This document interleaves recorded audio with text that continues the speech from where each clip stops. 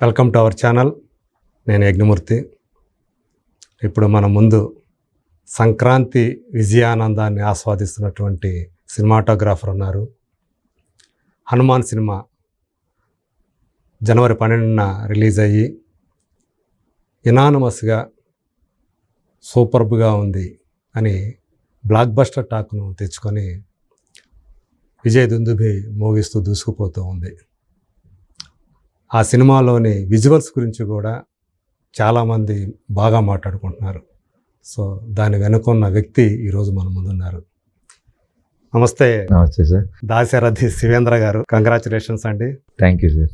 ఎలా అనిపిస్తుంది మీకు? అంటే ఎవరికైనా ఇక్కడ మన సినిమా ఫీల్డ్లో సక్సెస్ను బట్టే వాళ్ళ యొక్క పాపులారిటీ అనేది కానీ వాళ్ళ యొక్క కెరీర్ కానీ డిపెండ్ అయి ఉంటుందని మనకు తెలుసు.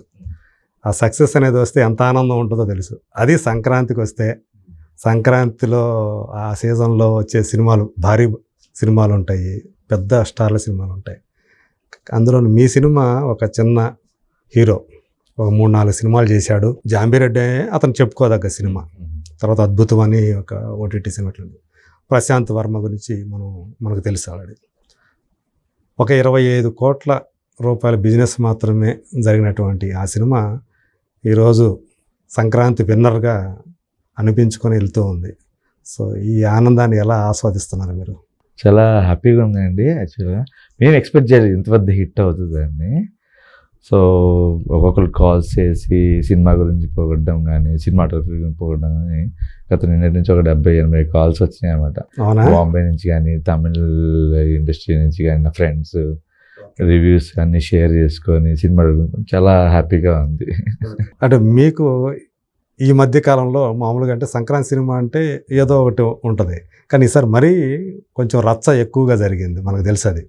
అవతల గుంటూరు కారం లాంటి ఒక పెద్ద సినిమా, త్రివిక్రమ్, మహేష్ బాబు. సో వాళ్ళ కాంబినేషన్లో 3వ సినిమా, దానికి ఎక్కువ థియేటర్లు రావటం, దానికి ఉన్నట్టు బజ్ వేరు కదా. అసలు ఒక సూపర్ స్టార్ సినిమాకు ఉన్నటువంటి బజ్ వేరు.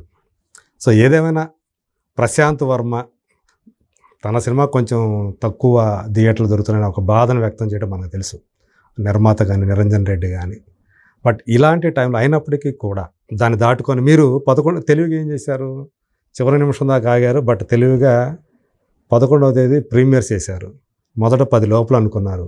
100 దాటిని, 200 దాటిని, 300 దాటిని, 400, ఆల్మోస్ట్ 600 పైనే ప్రీమియర్స్ పట్టం. సో అవి చూసిన వాళ్ళందరూ కూడా విజువల్ వండర్గా ఉంది అని చెప్పేసి అది రావటం అంటే నిజంగా అంటే మీకు ఏదైతే దాని చుట్టూ నడిచిందో వివాదం, మనం మిగతా సినిమాలు ఎలా ఉండేది దాని గురించి అట్లా కాదు, ఆ వివాదం కూడా ఈ సినిమా ఇంత విజయానికి అంటే కొంత సింపతి కూడా తోడైందనేది వినిపిస్తున్నటువంటి ఒక వాస్తవం. అది నిజంగా మీరు అనుకుంటున్నట్టు అది ఈ విజయంలో కీలక పాత్ర పోషించిందని అనుకోవచ్చు. అవన్నీ నాకు తెలియదండి, అవన్నీ పెద్దల విషయాలు. ఓకే. సో మా సినిమా గురించి ఒకటి మనం మాట్లాడగలను నేను. సో ఆ నెంబర్స్ కానీ అవన్నీ ప్రొడ్యూసర్స్ కావాలి, అవన్నీ డేట్ కానీ అవన్నీ ప్రొడ్యూసర్స్ కావాలన్నమాట. సో క్రియేటివ్ పార్ట్ వరకు మేము అది పక్కన పెడితే హ్యాపీ అయిందన్నమాట. అన్ని సినిమాలు ఆడాలి కదా సార్ మనకి. ఫస్ట్ ఆఫ్ ఆల్ అన్ని ఇంకా ఇండస్ట్రీకి వచ్చి బాగుంటుంది. అవును. ఏదైనా ఒక సినిమా సక్సెస్ కనుక టీమ్ ఎఫర్ట్ అనేది ఉంటుంది. ఒకరి ఇండివిజువల్ ఎఫర్ట్ అని కాకుండా, బట్ ఆ ఇండివిజువల్ ఎఫర్ట్స్ కలిపి టీమ్ ఎఫర్ట్ అవుతుంది. సో అట్లా ఈ సినిమా సంబంధించి విజువల్స్ గురించి ఇంత మాట్లాడుకుంటాం. అందులో విఎఫ్ఎక్స్ వర్క్ కూడా ఉంది, సిజిఐ. సో ఆల్రెడీ మీరు అది వచ్చేటప్పుడు సిజిఐ అని చూపించారు. ఏదో ఆంజనేయ స్వామి ఏదైతే ఆ స్టాచ్యూ ఉంటుంది, ఆ అడవి కానివ్వండి, ఆ విలేజ్ కరెక్ట్గా ఆయన ఎదురుగా ఆ విలేజ్ ఉన్నట్టుగా. సో దీని వెనక ఈ సిజిఐ వర్క్ వెనక మీ కృషి ఎంత ఉంది, ప్రశాంత్ వర్మ ఆయన పాత్ర ఎంత ఉంది? Team effect sir. ఇది ఐడియా అనేది అట్ ద ఎండ్ డైరెక్టర్స్ గారిదే. సో మేజర్ క్రెడిట్స్ కూడా ప్రశాంత్. ఓకే. ఏది అడవి ఎలా ఉండాలి, మొత్తం ఫారెస్ట్ తనే డిజైన్ చేసుకున్నారు, వాటర్ కానివ్వండి అన్ని తనే డిజైన్, రివర్ అన్ని తనే డిజైన్ చేసుకున్నారు. ఓకే. సినిమా చాలా కాలం క్రితమే జరిగింది, ఎందుకంటే రాకేష్ మాస్టర్ ఉన్నాడు. అవునవును. ఆయన ఈరోజు లేడు మనం. సో ఆయన ఉన్నప్పుడు తీసిన సినిమా, ఆయన రోజులంతా మనకు అర్థమవుతా ఉంది. సంబంధించి ఈ సినిమా ఒక ఎలాంటి ఆ జ్ఞాపకాలు మీకు మంచి మెమరీస్ అంటే ఏం చెప్పుకోవచ్చు మీరు? మంచి మెమరీస్ అంటే అంత ఎవ్రీడే మంచిదే అండి. యాక్చువల్గా కాంట్రవర్సీలు ఏమి ఉండవు, కూల్గా షూటింగ్ జరుగుతూ ఉంటుంది. ఎవరు అరుపులు కేకలు ఏమి ఉండవు సెట్లో. ఓకే. ఏం కావాలంటే అది ఎక్విప్మెంట్ సైడ్ కానీ వచ్చేంత వరకు అందరూ ఎఫర్ట్ పెట్టి మేము ఏవైతే అది అనుకుంటున్నామో అది వచ్చి షూట్ చేస్తూనే ఉండేవాళ్ళం అనమాట. సో అదే ఎవ్రీడే మెమరీ అండి. మీరు అందులో ఒక టెక్నీషియన్, ఆన్ స్క్రీన్ ఒకసారి చూసుకుంటా ఉంటాయి మీ సినిమా. మీకు కలిగినటువంటి మొట్టమొదటి అనుభూతి ఏంటి? అంటే సినిమా థియేటర్లకు రాకముందు చూసుకున్నప్పుడు మీరు ఎప్పుడు చూసారు? ఫస్ట్ 1 month బ్యాకే చూసాము సినిమా. ఆ రోజే టోటల్ సినిమా చూసాము. ఆ రోజే పార్టీ చేసుకున్నాం మేము. చాలా బాగా వచ్చి టీం మొత్తం టీమ్ ఇన్సెన్స్ డైరెక్టర్ గారు, ప్రొడ్యూసర్స్, హీరోలు అందరూ చూసుకున్నాం. ఆ రోజు మేము చాలా పార్టీ చేస్తున్నామంట. సో అంత నమ్మకం ఉంది మాకు ఈ సినిమా పైన. బట్ ఇంత బ్లాక్ బస్టర్ వద్దని మటుకు ఎక్స్పెక్ట్ చేయలేదు. బట్ హిట్, మనం సూపర్ హిట్ సినిమా చేస్తున్నామనే ఉద్దేశంలోనే ఉన్నారన్నమాట. కాపీ చూసుకున్న తర్వాత మేము అది 1.5 month పైనే మేము చూసుకోండి సినిమా.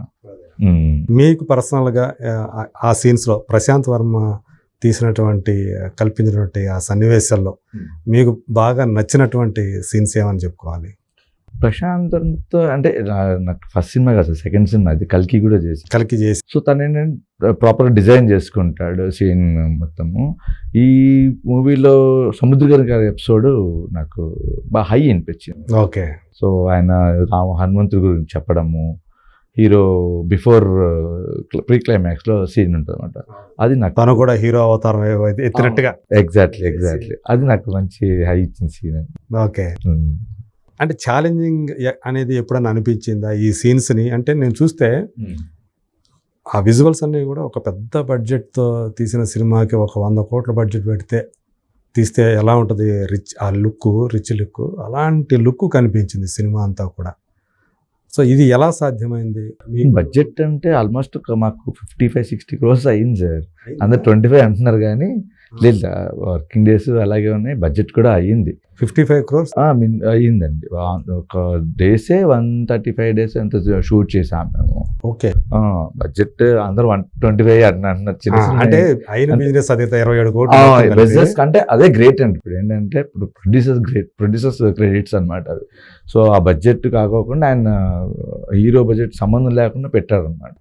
కంటెంట్ కేవలం కంటెంట్ నమ్ముకొని ఆయన నమ్మారు, వీళ్ళు నమ్మారు, అది పెడతా చేసాము. అందులో సగం బడ్జెట్ థియేట్రికల్ ఐడియా లేదు సార్. నేను చెప్తాను, శాటిలైట్ ఉంటుంది, ఓటీటీ ఉంది, నేను ముందే అయిపోయి అసలు అనుకోలేదు సార్ ఇంత బిజినెస్ అవుతుంది అని, ఇంత మనం పెట్టాలని ఆ లాజిక్ అయితే చేయలేదు షూట్. సో బెస్ట్ ఇద్దాం అనే ఉద్దేశంతో షూట్ చేసుకుంటూ వచ్చాను. అంటే ప్రశాంత్ వర్మ నమ్మేసి ఆయన పెట్టేసి. అంతే. ప్రశాంత్ వర్మతో వర్క్ ఎలా ఉంటుంది మీకు అసలు? అంటే కల్కి ఫస్ట్ టైం చేశారు. సో అతను ప్రశాంత్ కదా రెండో సినిమా, ఆ తర్వాత చేసిన సినిమా కదా.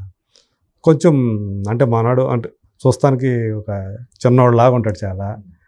అంటే ఎంత క్లారిటీ ఉన్న డైరెక్టర్గా అట్లా అనిపించాడా? అంటే భవిష్యత్తులో అతని మీద మీకున్నటువంటి ఎక్స్పెక్టేషన్ ఏంటి? క్లారిటీ ఉంటుందండి, చాలా క్లియర్గా ఉంటారు తనకి ఏం కావాలనేది. భవిష్యత్తులో అంటారా పెద్ద డైరెక్టర్, నో డౌట్ అందులో.